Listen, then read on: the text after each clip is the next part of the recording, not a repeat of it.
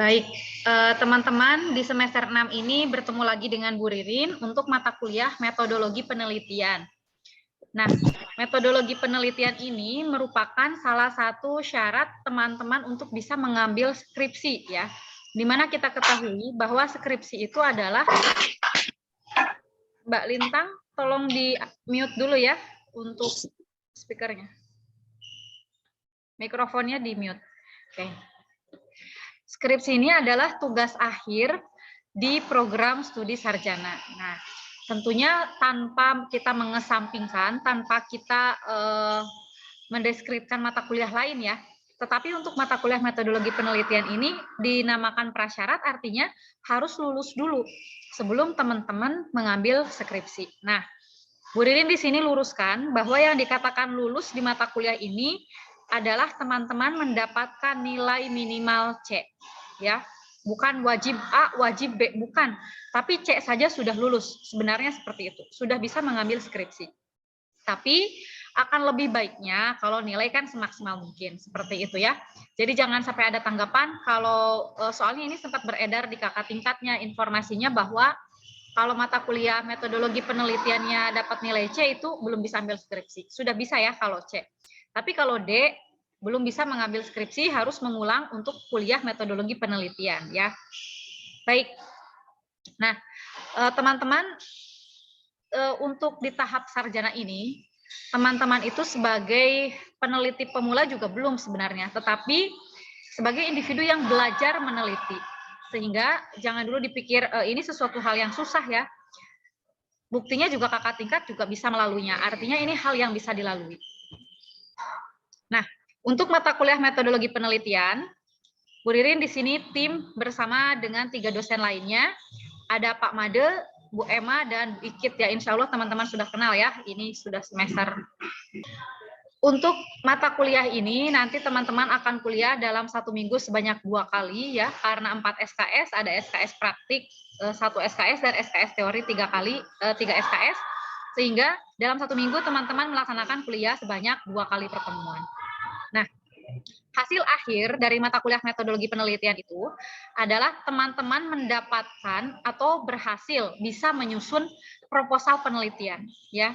Jadi produknya selain teman-teman juga dalam kuliah ini mendapatkan pengetahuan ya, mendapatkan pengetahuan tentang bagaimana penulisan sebuah karya tulis ilmiah, juga teman-teman diharapkan setelah selesai mata kuliah ini teman-teman mendapatkan bakal calon skripsinya teman-teman. Nah, untuk evaluasi sendiri nanti UTS 20%, UAS 20%, dari penugasan bobotnya cukup besar sebanyak 50%. Nah, di sini pentingnya kita memahami RPP ya, pertemuan kita hari ini nanti Bu Ririn akan menjelaskan RPP sampai clear semua, sehingga nanti per individu bukan lagi tanggung jawab dari si pen ya. Per individu sudah mengetahui apa saja yang harus dikerjakan selama menjalani mata kuliah ini. Jadi di mata kuliah ini nanti teman-teman akan mengerjakan 4 tugas ya. Ada 4 tugas di mana 3 tugas bersifat individu dan 1 tugas bersifat kelompok. Oke. Nah, dan dari 4 tugas ini sebenarnya ini memandu teman-teman step by step untuk menyusun proposal penelitian. Ya, sampai di sini dapat dipahami ya. Kalau ada yang ingin bertanya, tidak usah menunggu sesi ini selesai, teman-teman bisa raise hand. Ini beberapa referensi yang terkait dengan penulisan karya ilmiah ya, silakan. Oke, sebelum Bu Ririn membahas satu persatu pertemuan yang akan kita lalui, ini kan untuk minggu ini yang masuk Bu Ririn semua ya, di pertemuan pertama dan pertemuan kedua, nanti untuk materinya Bu Ririn upload di Skalsa, tapi di sini yang pertama Bu Ririn harus memastikan teman-teman per individu paham tentang apa yang akan dilalui selama proses pembelajaran 28 pertemuan ke depan. Nah, kemudian selanjutnya, Bu Ririn menggambarkan secara garis besar tentang penelitian atau skripsi yang akan dijalankan oleh teman-teman. Nah, untuk skripsi nanti teman-teman di semester 7 itu sudah mulai dibagi pembimbing skripsi ya. Semester 7 itu kapan? Tinggal semester depan ya. Tidak lebih dari 6 bulan lagi itu sudah teman-teman nanti sudah dibagi pembimbing skripsi. Insya Allah ya semuanya mau lulus tepat waktu ya. Lulus 4 tahun. Untuk program sarjana. Nah, jadi kalau misalkan kita memikirkan 6 bulan itu waktu yang lama, itu salah ya. Karena teman-teman flashback saja deh. Mungkin masih ingat tahun kemarin kayaknya ya baru kemarin gitu ya. Ternyata udah 1 tahun aja. Begitupun dengan waktu 6 bulan ke depan, 1 semester ini nggak akan terasa ya. Jadi harapan Bu Ririn pesan dari sekarang teman-teman sudah mulai memikirkan ketertarikannya itu di bidang apa. Ya, karena akan lebih enak, akan lebih mudah, akan lebih nyaman ketika teman-teman itu meneliti sesuatu yang teman-teman sukai. Oke, jadi pilihlah hal yang memang teman-teman ada ketertarikan di situ. Karena akan beda ya, kita mengerjakan sesuatu hal yang kita punya ketertarikan dengan sesuatu hal yang itu hanya kewajiban saja tanpa ada rasa curiosity atau rasa ingin tahu atau ya tidak mencintai apa yang sedang dia kerjakan. Nah, jadi nanti kan dosen itu sebagai pembimbing, nanti teman-teman akan mendapatkan 2 pembimbing. Pembimbing 1 dan pembimbing 2. Di mana tugasnya pembimbing 1 itu mengarahkan secara konten, secara metodologi penelitiannya. Sementara tugas pembimbing 2, tanggung jawabnya adalah mengevaluasi untuk masalah penulisan, sistematika penulisan ya. Nah, dan dosen itu memiliki spesifikasi keahlian masing-masing. Misalkan Bu Ririn di keperawatan jiwa, kemudian Pak Made di keperawatan medikal bedah, kemudian Bu Emma di maternitas, Bu Murni di keperawatan anak. Nah, kami semua itu akan membimbing, dijadikan pembimbing 1 sesuai dengan bidang keahlian masing-masing. Artinya teman-teman pun nanti harus mengikuti, akan dibagi ke dalam stase-stase tersebut. Jadi dari sekarang, kalau misalkan, oh saya punya ketertarikan nih, saya suka di keperawatan gerontik. Dari sekarang mulai memikirkan, melihat, mengobservasi apa saja fenomena-fenomena di masalah gerontik. Misal, oh saya suka sama keperawatan gerontik, saya melihat lansia itu banyak yang jatuh ya. Saya ingin meneliti tentang kejadian jatuh pada lansia. Itu contohnya.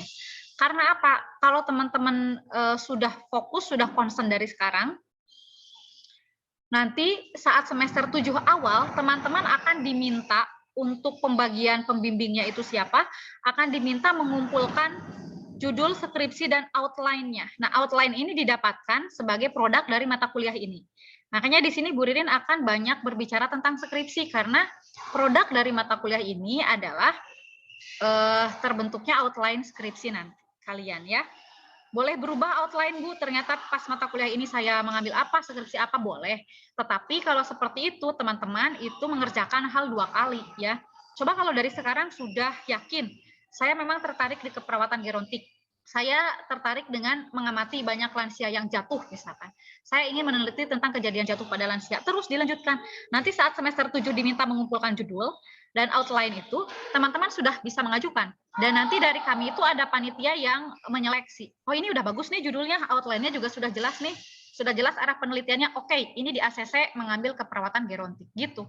Sementara dosen itu kan ada kuotanya. Misal nih Bu Ririn, di skripsi diberikan hanya 5 mahasiswa saja. Artinya yang jiwa itu misalkan Bu Ririn, Bu Arni, dan Bu Ita.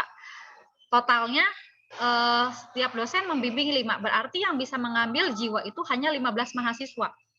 Otomatis dari panitia pun akan diseleksi, menyeleksi mana judulnya yang oke dan outline-nya juga sudah jelas arahnya. Itu yang diutamakan masuk ke 15 kuota tersebut. Walaupun misalkan peminatnya ada 25, berarti yang 10 lagi nggak kebagian kuota di jiwa. Akan dipindahkan ke kuota lain yang itu masih kosong. Nah, ini kan kurang nyaman ya, karena tadi Bu Ririn sampaikan, kalau kita melakukan sesuatu yang kita cintai, kita akan all out ya, akan memberdayakan seluruh kemampuan kita di situ. Kita mengerjakannya akan nyaman, akan senang. Dan hasilnya pun insya Allah akan lebih bagus dibanding dengan yang hanya menggugurkan kewajiban saja. Nah, oleh karena itu, jangan sampai nanti menyesal atau ada rasa menyalahkan panitia atau iri sama temennya, kenapa dia dapat sesuai dengan keinginannya, sementara aku enggak.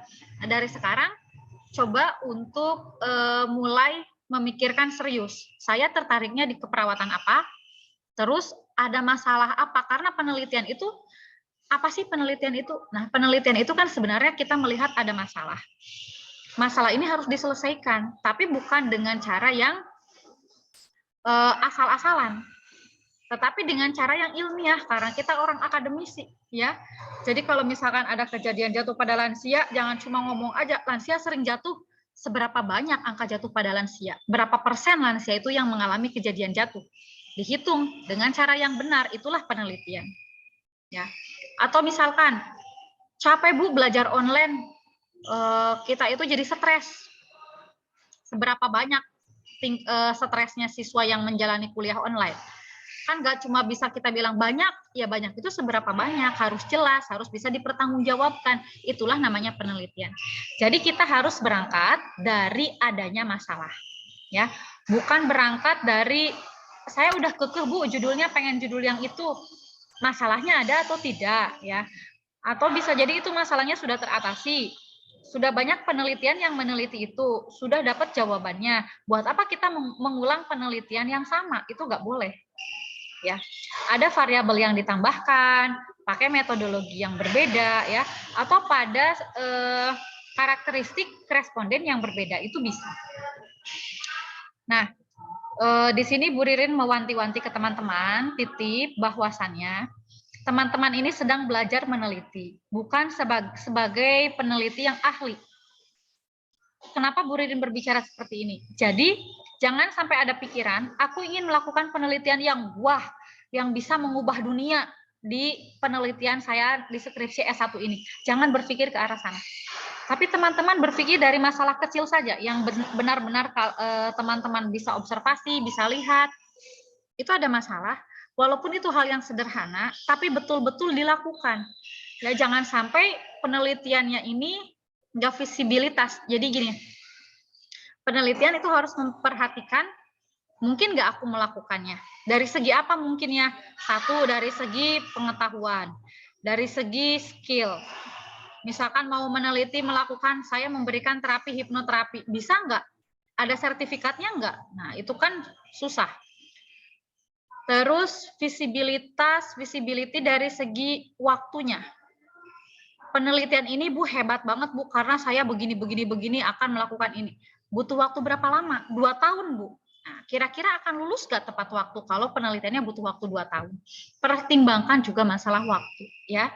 Idealnya teman-teman melakukan penelitian dari mulai menyusun proposal sampai akhir laporan, presentasi laporan akhir, itu rata-rata sekitar 4 sampai 6 bulan.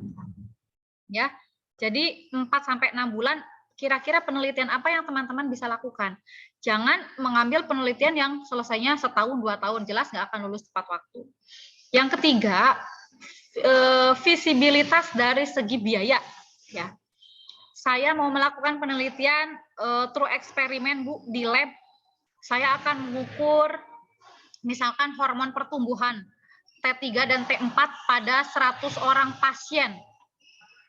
Itu aja satu pasiennya aja bisa beberapa juta gitu ya. Kalau 100 pasien, nah ini juga tidak visibilitas. Artinya lakukanlah penelitian sesederhana mungkin yang kalian bisa, tapi betul-betul itu dilakukan. Karena penelitian itu membutuhkan aspek veracity atau kejujuran. Itu sangat butuh sekali. Untuk mengungkapkan sesuatu secara ilmiah, kita itu wajib untuk jujur. Hasilnya seperti apa, pas dilakukan ternyata ada kendala dari yang tadinya rencana dilakukan sekabupaten, ternyata hanya dilakukan ada yang dilewat berapa kecamatan, itu harus kita jujur. Karena akan bias pada hasilnya, penarikan kesimpulannya akan bias ya. Itu beberapa hal yang Bu Ririn titip. Oke, yang tak kalah penting adalah jangan melakukan hal-hal yang akan merugikan diri sendiri. Ya, apa yang bisa merugikan diri sendiri? Misal teman-teman nggak pede melakukan penelitian.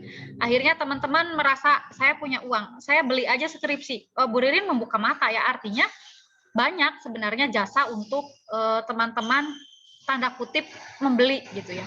Nah, ini bukan perilaku seorang akademisi ya. Artinya aspek kejujurannya tidak ada. Karena apa? Itu penelitian diklaim punyanya kita, padahal bukan kita yang melakukan. Apalagi kalau itu fiktif ya. tidak dilakukan, tiba-tiba ada hasil. Nah, karena itu akan sangat kelihatan saat teman-teman mempertanggungjawabkan baik di seminar proposal ataupun nanti di sidang akhir skripsi. Tulisannya bagus banget, tapi saat diklarifikasi, ditanya, diam aja nggak bisa jawab apa-apa. Nah, ini yang repot ya. Makanya teman-teman kalau melakukan sendiri, benar-benar jujur selama proses, semuanya jujur, apa yang terjadi disampaikan, insya Allah saat teman-teman harus mempresentasikan, mau di proposal, mau di ujian akhir, Bu Ririn yakin itu akan lancar. Ya. Jadi nitip itu, karena dampaknya besar ya. Teman-teman bisa diberikan punishment, diberikan sanksi, penundaan kelulusan ya, dan lain hal sebagainya. Itu kan hal yang menurut Bu Ririn tidak seharusnya dilakukan dan itu dampaknya sangat merugikan diri sendiri, merugikan orang tua, harus nambah lagi biaya kuliah ya. Dan kita menghabiskan waktu, harusnya waktu 1 tahun sudah bisa dipakai teman-teman untuk nurse, nanti 1 tahunnya lagi kan berarti mundur 1 tahun kehidupan kalian, artinya banyak hal yang teman-teman lewatkan dalam 1 tahun itu. Nah, itu titip ya. Jadi jangan merasa minder gak bisa meneliti, semuanya juga sama ya. Jangankan di tahap S1, Bu Ririn pun di S3 penelitian itu masih tetap banyak belajar ya. Jadi tenang saja, teman-teman punya 2 orang pembimbing. Kalau ada kesulitan apa-apa nanti bisa dikomunikasikan, bisa minta diajarin oleh pembimbing ya. Baik di saat tahap tulisan ataupun pengolahan data dengan SPSS, membuat daftar pustaka dengan Mendeley dan lain-lain, itu semuanya akan kita pelajari di kuliah ini. Ya, makanya bisa aja sih kita itu hanya menjalankan perkuliahan ini hanya untuk menggugurkan kewajiban. Tetapi kalau seperti itu nanti saat menyusun proposal teman-teman akan bingung sendiri ya. Makanya ikuti perkuliahan ini sesi demi sesi dengan baik. Kalau kira-kira ada yang bingung, jangan pura-pura mengerti padahal bingung ya. Tetap dikonsultasikan. Kalau misalkan malu bertanya di forum, boleh ngewapri para dosen pengampunya. Insya Allah sih Bu Ririn yakin teman-teman dosen di tim ini juga berkenan untuk berdiskusi, disesuaikan dengan waktu luangnya ya untuk membalas WA-nya tentunya. Intinya yang namanya perjuangan kan butuh pengorbanan ya. Jangan baper hanya dengan sekali, oh gak dibalas, mungkin nanti agak siangan ya, atau diingatkan lagi besoknya, seperti itu. Sampai di sini ada yang ditanyakan terlebih dahulu sebelum Bu Ririn jelaskan satu persatu pertemuannya?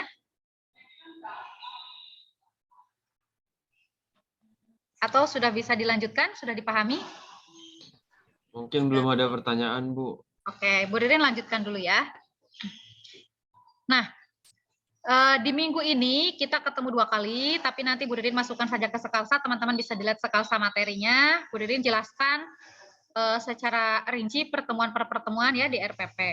Ini pengantar penelitian. Di sini belum ada tugas ya. Pertemuan pertama belum ada tugas, pertemuan kedua juga belum ada tugas. Kemudian di minggu kedua, pertemuan ketiga, teman-teman masih dengan Bu Ririn. Nanti kita akan membahas tentang riset-riset keperawatan ya. Jadi kan setiap bidang keilmuan punya riset masing-masing ya. Nanti kita dilihat karena kadang-kadang riset kita itu berada di gray area gitu. Di zona abu-abu. Ini sebenarnya kompetensi perawat atau kompetensi seorang psikiater, misalkan keperawatan jiwa ya, ataukah kompetensi psikolog. Nah, karena banyak profesi yang itu seperti ada beberapa kompetensi yang beririsan ya.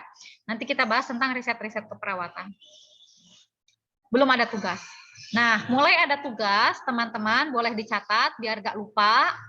Jadi kita fair karena Bu Ririn sudah menyampaikan ini di awal ya. Oke. Di pertemuan keempat, minggu kedua, berarti minggu depan di hari Rabu ada tugas, teman-teman.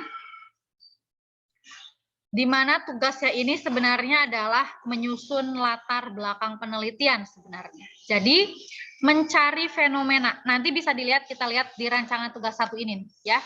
Di rancangan tugas 1. Di bawah ada. Jadi tugas di sini teman-teman mencari masalah penelitian, bukan membuat ya.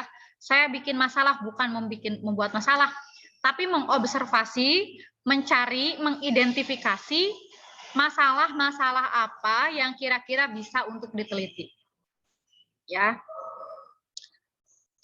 Jadi nanti ini akan kuliah dulu.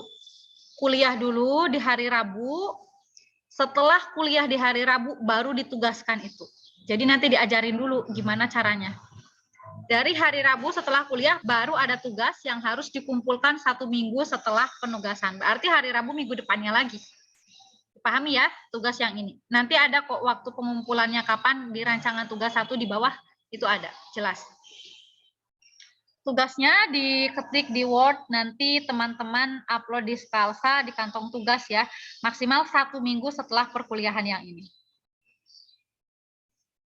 Oke, selanjutnya kita lihat. Di minggu ketiga, pertemuan kelima, tidak ada tugas. Nah, di sini kita akan membahas bab 2 sebenarnya. Kerangka teoritis, kerangka konsep, dan penyusunan hipotesis. Hipotesis itu kan jawaban sementara dari penelitian ya. Nah, belum ada tugas, nanti hanya materi saja dari Pak Made.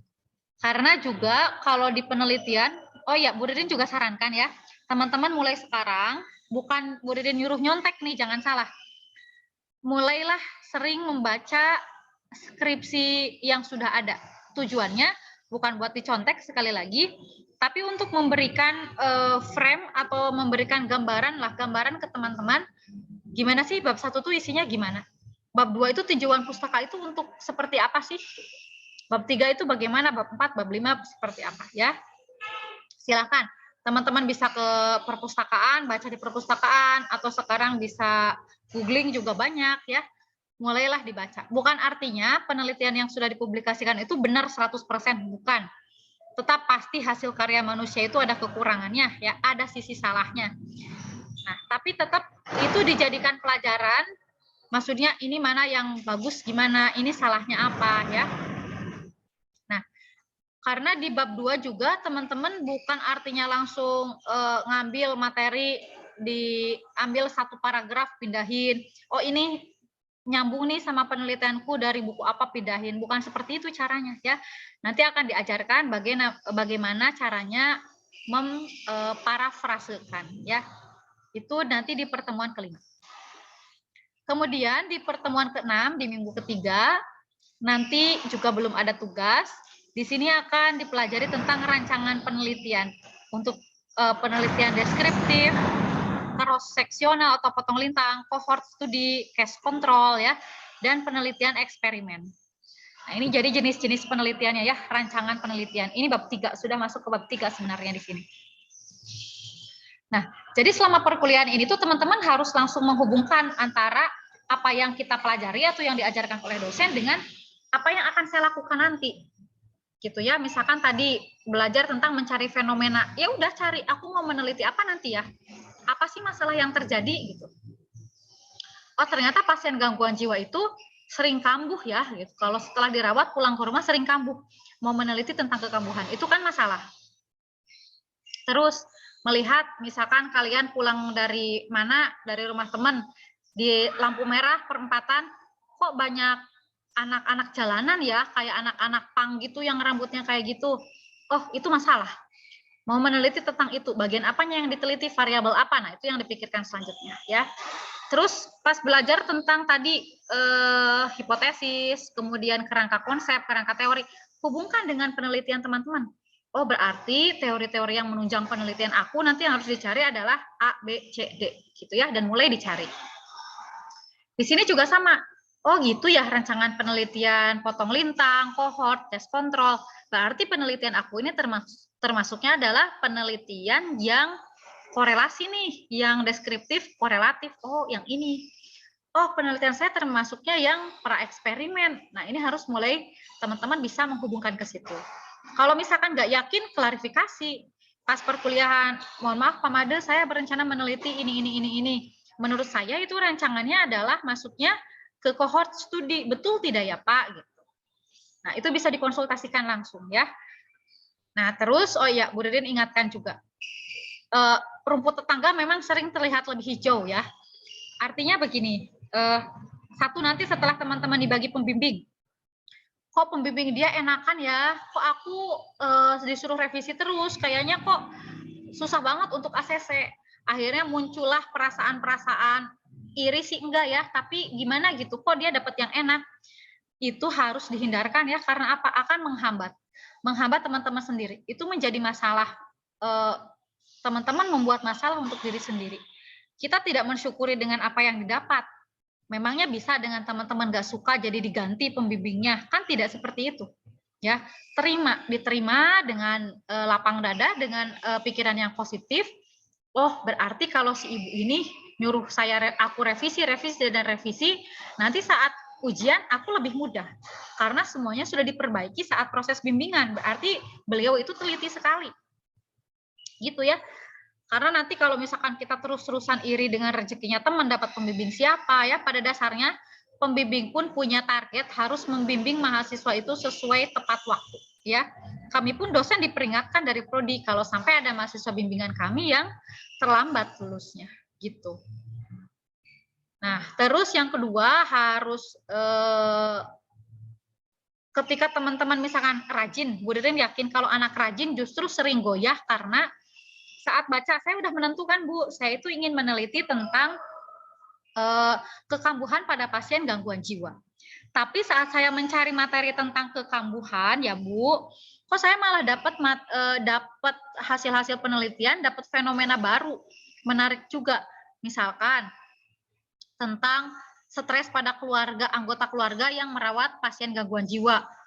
Oh, ternyata juga terhadap fenomena tentang stigma masyarakat yang takut sama pasien gangguan jiwa. Kok menarik ya, Bu? Nah, itu sering ditemukan pada mahasiswa-mahasiswa yang rajin. Jadi goyah, tadinya udah menentukan temanya apa, karena banyak baca justru malah jadi ingin gonta-ganti tema. Nah, ini juga yang teman-teman harus bisa istiqomah, harus bisa dengan apa yang sudah dipilih, setia gitu ya. Karena apa? Nggak akan selesai-selesai. Ya, karena sejujurnya banyak banget apapun yang ada di lingkungan kita, sebenarnya kalau ingin diteliti itu bisa, pasti ada sesuatu masalah itu yang harus diteliti. Dan di kesehatan, terutama di keperawatan, itu masih banyak banget hal yang harus diteliti. Makanya jangan sampai seperti itu ya. Sekarang udah setia dulu aja dengan tema yang udah diambil.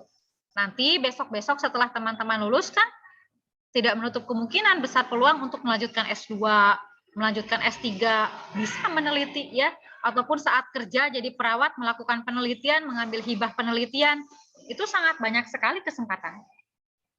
Jadi Bu Ririn titip tolong setia dengan tema yang sudah diambil. Karena harus nyambung nih dari pertemuan ke pertemuan, kalau anak yang udah yakin dengan temanya, harapan Bu Ririn sih setelah Bu Ririn ngasih kuliah hari ini, teman-teman begitu tutup laptop hari ini selesai kuliah, mulai memikirkan mau apa ya penelitiannya. Karena kalau sudah dari awal yakin mau meneliti itu, pertemuan demi pertemuan itu akan terus dia melengkapi tulisannya sampai akhirnya mata kuliah ini selesai, proposal penelitian itu sudah jadi. Gitu ya. Nah, di pertemuan pertemuan ke-7 ya, minggu ke-4, teman-teman akan belajar tentang populasi, sampel, dan teknik sampling. Ya, jadi kalau saya meneliti tentang kekambuhan, siapa yang diteliti? Populasinya. Terus nggak mungkin semua diambil dong. Sampelnya mau seberapa banyak? Cara ngambilnya dari yang sebanyak itu jadi cuma segini, itu gimana cara ngambilnya, itu teknik sampling. Ya, dengan Pak Made. Belum ada tugas. Nah, kemudian barulah di pertemuan selanjutnya, jadi habis pertemuan ini Pak teman-teman ditugaskan untuk membuat PowerPoint yang isinya teknik sampel, populasi, dan sampel yang kalian akan lakukan nanti di penelitian itu apa. Ya, jadi ini, nanti presentasi tugas individu ini, mahasiswa mempresentasikan populasinya, sampel, rencananya ya, rencana populasi, rencana sampelnya, dan teknik samplingnya. Nanti kan nggak mungkin presentasi semua, nanti ditunjuk sama Pak Made beberapa mahasiswa sesuai dengan jam yang cukup perkuliahan ini untuk mempresentasikan. Nanti dapat masukan. Nah, sebenarnya enak ya kalau misalkan Bu Ririn rasakan manfaatnya. Saat kuliah S3 ini, Bu Ririn ikut mata kuliah tentang metodologi itu, setiap pertemuan, misalkan pertemuan ini Bu Ririn disuruh semuanya mahasiswa disuruh bikin latar belakang. Nanti dipresentasikan, nanti dapat masukan. Jadi seperti bimbingan tambahan, ada bimbingan gratis tambahan ya dari dosen pengampu mata kuliah. Padahal bukan pembimbing gitu.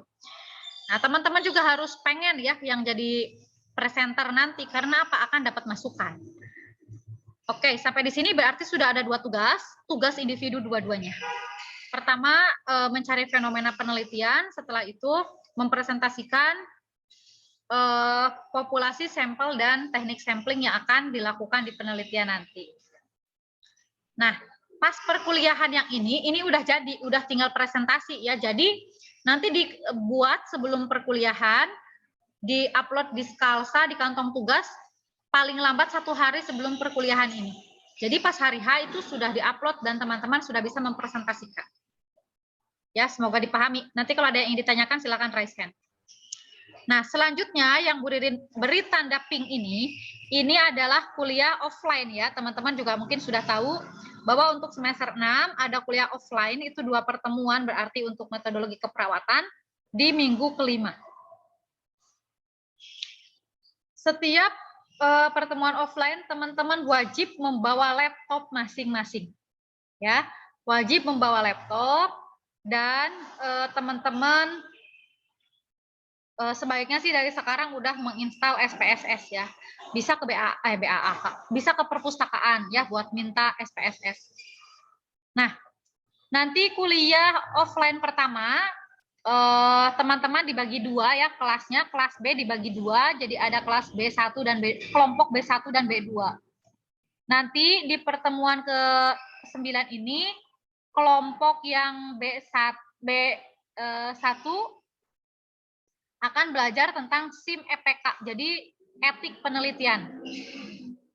Jadi di penelitian ini kan saya Bu yang meneliti ya, jadi semaunya saya dong, terserah saya, nggak bisa begitu ya.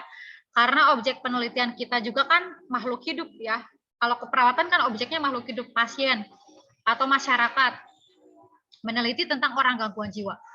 Mau saya apain juga terserah, tidak, dilindungi ada kode etik penelitian. Jadi nanti kita akan belajar bagaimana caranya mengajukan etik penelitian. Ini tentang SIM EPK. Itu B1. Di hari itu juga kelompok B2 akan belajar, tadi B1 dengan Bu Emma dulu ya.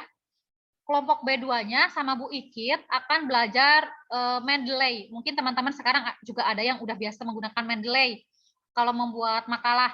Tapi tetap nanti akan dipelajari lagi bagaimana penggunaan Mendeley untuk daftar pustaka dan tinjauan pustaka di skripsi ya dengan Bu Ikit. Di pertemuan offline kedua, dibalik kelompok B1 belajar Mendeley, kelompok B2 belajar SIM EPK gitu ya. Oke, jadi jangan lupa saat offline membawa laptop. Bu Ririn udah ngasih informasi dari sekarang secara lisan, secara tertulis sudah ada di RPP. Nanti Bu Ririn upload RPP-nya di Skalsa. Oke, selanjutnya pertemuan ke-11. Nah, ini tentang instrumen penelitian. Jadi kan yang namanya penelitian ini, saya menemukan ada masalah Bu, ada fenomena. Saya ingin mendapatkan jawaban dari masalah yang saya temukan. Bagaimana cara saya mendapatkan jawaban? Dengan mengukurnya menggunakan alat ukur yang baik. Alat ukur itu dinamakan instrumen penelitian. Bisa banyak instrumen penelitian, bisa pakai kuesioner, bisa pakai reagen, pakai alat apa, diukur pakai apa, itu instrumen. Ya, kalau misalkan tensi, instrumennya kan bukan kuesioner ya, tapi pakai sphygmomanometer, pakai stetoskop ya. Kalau ya harus tepat instrumen itu. Karena kalau kita dapat masalah diukur dengan alat ukur yang tidak sesuai, tidak akan mendapatkan hasil yang benar. Contoh, Bu Ririn mau beli mangga nih ke pasar. Beli mangga 5 kilo, diukurnya pakai bakul, dibakulin gini. Kan belum tentu satu bakul itu 1 kilo. Nah, itulah yang dimaksud instrumennya tidak tepat. Hasilnya ya akan salah. Ya. Makanya penting sekali teman-teman belajar tentang instrumen. Cuma saran dari Bu Ririn, walaupun nanti teman-teman belajar juga nih menyusun kuesioner, saran dari Bu Ririn, untuk tahap S1 enggak dulu deh kalau penelitian nanti saat skripsi beneran, kalian membuat kuesioner sendiri, jangan dulu. Karena itu sebenarnya kompetensi di S3, ya. Rumit sebenarnya tahapan membuat kuesioner yang benar ya. Kalau asal kuesioner sih bikin pertanyaan sih cepat, kita juga bisa. Setengah jam juga jadi. Tapi tahapannya itu banyak ya. Menyusun instrumen saja itu sudah jadi judul disertasi sendiri. Jadi nanti saya gimana dong Bu penelitian? Pakailah kuesioner yang sudah ada. Kalau bisa itu adalah kuesioner baku ya. Inventory baku yang sudah dalam bentuk bahasa Indonesia. Bahkan sudah ada nilai validitas dan reliabilitasnya dalam bahasa Indonesia. Nah, ya jadi di sini sih harapan Bu Ririn, teman-teman belajar memilih instrumen apa yang akan dipakai. Misal, Bu Ririn mau meneliti tentang kecemasan siswa yang pertama kali kecemasan siswa pondok pesantren yang pertama kali mesantren gitu. Mengukur cemas pakai apa? Oh, sudah ada instrumen bakunya. Bu Ririn mau pakai DASS. Bu Ririn mau pakai DASS, depresi, ansietas, stress scale. Bu Ririn mau pakai HARS, Hamilton Anxiety Rating Scale. Itu sudah banyak. Itu sudah baku ya. Nah, dan variabel lain pun banyak kok, instrumen yang sudah ada itu banyak. Jadi tugasnya adalah memilih instrumen mana yang paling cocok gitu ya. HARS ini cocok nggak sih buat anak umur belasan tahun? Oh ini enggak, oh yang ini cocok nggak? Oh ini cocok karena gini-gini. Nah, jadi di sini harapan Bu Ririn teman-teman fokusnya ke milih, mencari dulu. Cari instrumennya, terus dipilih mana instrumen yang paling cocok dengan penelitian teman-teman. Ya. Terus belum ada, nggak ditugaskan, tapi walaupun tidak ditugaskan, harapan Bu Ririn sih teman-teman tetap memikirkan aku mau meneliti apa, nanti instrumennya pakai apa, ya. Di pertemuan selanjutnya teman-teman belajar tentang uji validitas. Jadi instrumen yang tadi dalam bahasa apa itu dialih bahasakan harus diuji validitas ataupun sebentar.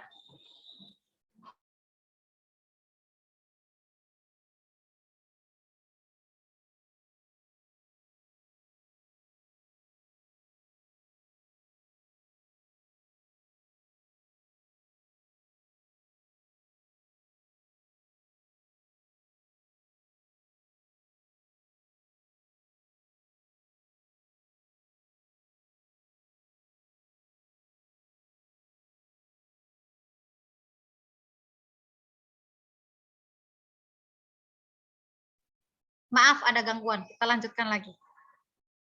Ya, uji validitas ya tadi. Walaupun misalkan sudah dalam bahasa Indonesia, tapi kalau tadinya digunakan pada karakteristik responden yang berbeda harus diuji validitas lagi. Kalau sekarang masih agak bingung, nggak apa-apa teman-teman ya, karena ini kan hal baru. Jadi tenang aja nanti pun pas perkuliahan akan dipelajari. Selanjutnya ini praktek menyusun instrumen dan uji validitas reliabilitas ya, tapi bukan tugas, ini pas perkuliahan aja belajar. Nah, di sini sudah menggunakan SPSS. Jadi teman-teman harus mulai install SPSS di laptopnya ya. Selanjutnya, minggu ke-7, teman-teman hanya kuliah satu pertemuan aja di yang hari Seninnya. Sementara di hari pertemuan keduanya yang hari Kamis ini Bu Ririn sengaja kosongkan ya. Jadi udah kosong, ada waktu kosong, teman-teman minggu ke-8-nya langsung UTS. Selanjutnya, teman-teman libur Idul Fitri di sini ya, libur Idul Fitri, dan setelah libur Idul Fitri yang hari Seninnya Bu Ririn kosongkan juga. Kosong, ini nggak ada perkuliahan ya, bukan artinya belum ditulis ya, yang ini memang tidak ada perkuliahan. Nah, di minggu ke-9 masuknya hanya yang hari Kamisnya saja. Teman-teman akan belajar tentang analisis data kuantitatif. Ya, jadi secara garis besar, penelitian itu kan ada kuantitatif, ada kualitatif, ada mix method. Kalau mix, gabungan antara kualitatif dan kuantitatif. Kalau karakteristik kuantitatif, ini yang angka-angka. Ingin mengetahui berapa banyak yang mengalami stres karena COVID, ingin mengetahui ada hubungan atau tidak ada hubungan antara proses berduka dengan kejadian gangguan jiwa, itu kuantitatif. Angka-angka ya. Kalau kualitatif itu kata-kata. Contohnya, saya ingin mengetahui pengalaman seorang ibu single parent membesarkan anak. Nah, kalau itu kualitatif. Ya. Nanti si ibunya menceritakan, kita tulis ada keuntungan dan ada kekurangan di masing-masing pendekatan baik kuantitatif maupun kualitatif. Jangan merasa alergi dulu untuk yang kuantitatif ya. Saya nggak suka ngitung-ngitung angka-angka. Tenang aja, sekarang udah nggak dihitung manual, pakai kalkulator, sudah tidak. Sekarang sudah pakai program, pakai SPSS. Tinggal input data, nanti tinggal klik pakai rumus apa, udah jadi. Dan itu pun jangan khawatir teman-teman ya. Kalau teman-teman merasa tetap aja nggak bisa Bu, saya pakai SPSS. Ya karena belum dipelajari ya. Teman-teman lihat aja di YouTube sekarang tutorial untuk analisis data, penelitian korelasi, udah gampang banget. Udah tinggal ngikutin step by step-nya aja. Lebih mudah daripada tutorial make up nanti ya, sama tutorial masak. Nah, hanya saja kita merasa sulit karena kita belum mempelajarinya. Nah, keuntungan kuantitatif, ya kuantitatif ini kekurangannya saat menyusun proposal agak banyak usahanya. Karena apa? Harus jelas dulu masalahnya apa, teori yang mendukungnya apa, terus hipotesisnya apa, agak ribet. Tinjauan pustakanya juga lumayan ya, harus banyak. Tapi kalau penelitian kualitatif di proposal itu ringan ya, karena biasanya penelitian kualitatif ini digunakan untuk hal-hal yang belum banyak diteliti, bahkan belum pernah diteliti. Jadi belum ada penelitian sebelumnya. Belum banyak tinjauan pustaka yang mendukung. Makanya saya melakukan penelitian kualitatif. Gitu. Kalau kuantitatif kan sebenarnya tujuannya untuk membuktikan. Ini katanya teorinya gini, benar nggak dibuktikan. Itu kuantitatif. Tapi kerugiannya, bukan kerugian, kelemahannya, kalau kualitatif itu nanti saat menyusun hasil yang agak repot. Ya, analisisnya yang repot. Kalau kuantitatif, analisisnya gampang. Udah tinggal masukin ke SPSS, udah jadi. Tinggal diinterpretasikan. Ya, jadi dua-duanya punya kelebihan dan kekurangan masing-masing. Tidak ada yang lebih baik, mana yang lebih baik tidak ada. Terserah passion teman-teman. Saya suka kuantitatif, ya sudah. Saya mau kualitatif, silahkan. Sesuaikan dengan fenomena apa yang akan diukur. Ya, itu harus sesuai. Nanti teman-teman belajar analisis data kuantitatif dengan Bu Emma, ya, pakai SPSS. Selanjutnya, sama ini masih analisis data kuantitatif juga ya. Nah, selanjutnya tugas ketiga, ini tugas individu yang terakhir. Tadi tugas pertama mencari fenomena, tugas kedua menentukan populasi, sampel, dan teknik sampling. Yang selanjutnya adalah teman-teman belajar mencari literatur untuk membuat literatur review. Jadi penelitian itu, ada yang penelitian langsung ambil data ke responden, ada yang tidak mengambil data ke responden, tetapi meneliti dari jurnal-jurnal hasil penelitian orang lain. Itu namanya literatur review. Ya, sekarang banyak sekali berkembang, bahkan pernah satu angkatan mungkin kakak tingkatnya, itu mayoritas pakainya literatur review karena COVID waktu itu sedang puncak-puncaknya ya. Jadi khawatir akan memperparah kondisi penyebaran COVID dengan penelitian langsung, maka ada kebijakan menelitinya menggunakan literatur review. Nanti teman-teman akan belajar dengan Bu Emma. Tugasnya setelah kuliah dengan Bu Emma, nanti ditugaskan, silakan nanti di rumah praktek mencari literatur untuk menyusun literatur review, dikumpulkan 1 minggu setelah perkuliahan ya. Jadi dari 3 yang sudah Bu Ririn jelaskan, yang pertama dikumpulkannya juga setelah perkuliahan selesai 1 minggu, yang kedua dikumpulkan sebelum perkuliahan selesai, sebelum perkuliahan dimulai, karena presentasi sih pas perkuliahannya. Yang ketiga juga ini dikumpulkan setelah perkuliahan selesai, 1 minggu setelahnya. Oke, kemudian ini pertemuan selanjutnya juga ini masih kuliah biasa tentang pengumpulan data, bagaimana teknis mengumpulkan data. Nah, selanjutnya praktek menulis proposal. Nah, jadi kan skripsi itu dibagi 2 sekarang, ada proposal, ada hasil penelitian. Yang ini menulis proposal dengan Bu Ikit. Padahal kan dari tadi juga dari pertemuan sebelumnya juga udah dapat latar belakang, dapat tinggal melengkapi sedikit-sedikit yang kurangnya nanti. Kemudian pengolahan data dengan komputer ini juga dijelaskan nanti apa tahap editing, coding, ada scoring dulu. Editing, scoring, coding, processing, dan cleaning data sampai entry data ya. Nah, kemudian selanjutnya belum ada tugas juga adalah penyajian data. Jadi saya udah dapat Bu, sudah meneliti tentang kejadian jatuh pada lansia. Ini nih udah ada hasilnya. Tapi nggak mungkin teman-teman itu menunjukkan di skripsi ini hasilnya segepok gini nih. Saya meneliti 200 lansia. Nih hasilnya segini. Itu harus disajikan ya, disajikan bagaimana cara penyajian yang paling baik agar orang itu saat melihat tergambar, misalkan bisa dengan bentuk tabel. Atau oh data ini lebih bagus ditampilkan dalam bentuk diagram pie, diagram lingkaran. Oh ini lebih cocok dengan diagram batang biar kelihatan perbandingannya. Nah itu pun ada ilmunya tersendiri ya bagaimana menyajikan data. Itu nanti akan belajar dengan Bu Ikit. Pakai SPSS ya, jadi sebaiknya setiap perkuliahan itu siap laptop buka ada SPSS-nya. Kalau pas Bu Ikit menjelaskan sambil teman-teman juga nyoba ya di laptop masing-masing. Nah, tadi Bu Rini udah menyampaikan bahwa penelitian itu ada kuantitatif yang angka-angka, ada yang kualitatif dengan kata-kata ya. Jujur Bu Rini sendiri untuk S1 ambil kuantitatif, S2 kuantitatif, baru S3 sekarang Bu Rini ngambil mix method, gabungan antara kuantitatif dan kualitatif. Nah, kalau kualitatif nanti kita akan belajar cara menganalisis datanya ya. Kalau kualitatif kan nggak banyak respondennya.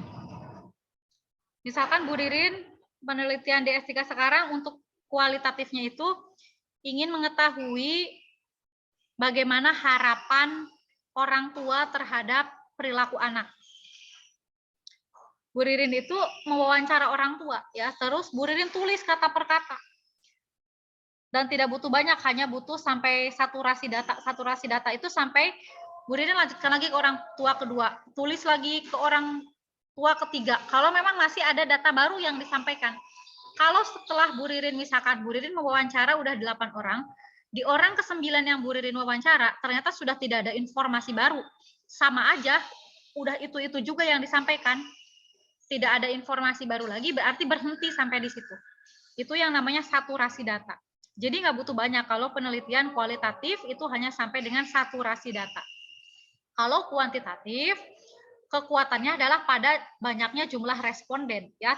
Jadi lebih banyak kalau kuantitatif respondennya. Tapi sebentar-sebentar, paling kan ngisi kuesioner.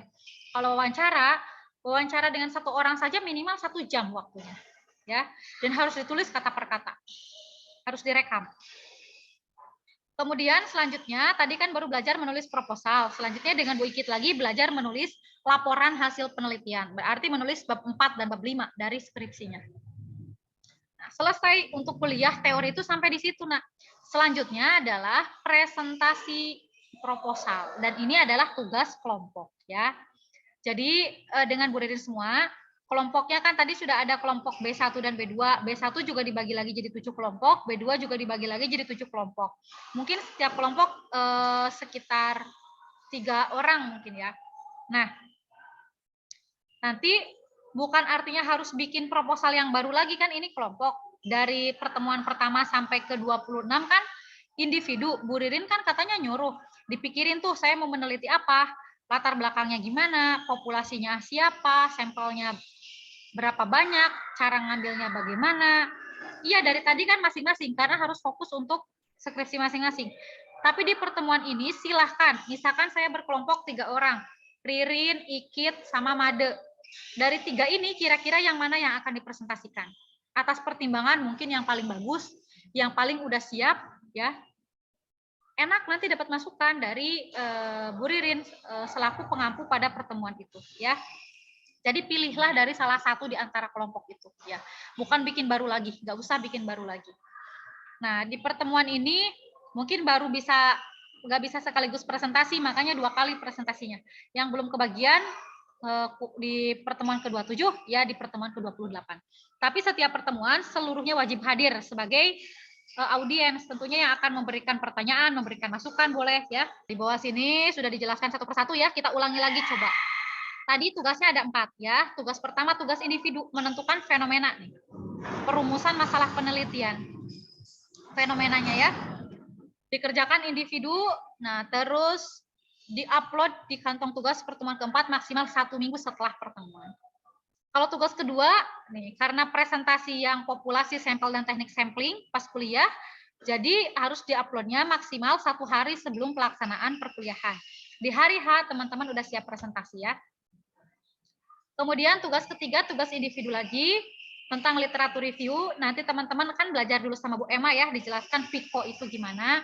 Baru ditugaskan untuk membuat sendiri, diupload 1 minggu setelah pertemuan. Ini tugas terakhir, tugas kelompok ya, yang mempresentasikan proposal penelitiannya. Diupload di kantong tugas, kalau yang presentasi tentunya 1 hari sebelum pelaksanaan perkuliahan. Ya. Dan ini yang terakhir, sedikit lagi Bu Ririn jelaskan. Ini adalah outline yang akan diminta oleh panitia skripsi saat akan pembagian pembimbing. Ya, silakan nanti dibaca. Nih.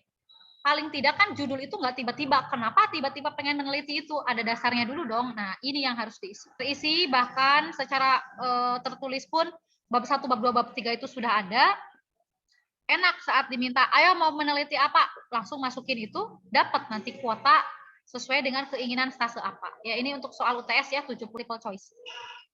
Baik, Bu Ririn jelaskan sampai di sini. Silahkan teman-teman, jika ada yang ingin ditanyakan, silahkan boleh bertanya.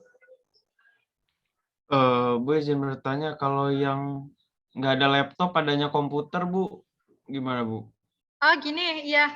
Kalau misalkan nanti teman-teman nggak ada laptop, ya bisa join dulu sama temennya ya. Join sama teman barengan, tapi jangan sampai semuanya seperti itu mengandalkan. Atau nanti Bu Ririn komunikasikan, disiasati menggunakan lab komputer ya. Nah, sementara gini dulu, plan A kita usahakan bisa pakai labcom. Kalau tidak bisa, nanti Bu Ririn sampaikan ke Sipen, tetap pakai laptop, tapi teman-teman yang tidak ada laptop harus izin dulu ke teman yang bawa laptop join. Maksimal berdua ya, 1 laptop berdua. Jangan sampai nanti lebih dari setengahnya nggak bawa, kan repot. Karena ini kita harus praktek ya. Tapi nanti syukur-syukur kalau labcom bisa dipakai. Gitu ya. Ya, Bu, siap, Bu. Ya, ada lagi selain Mas Giriandra? Silakan.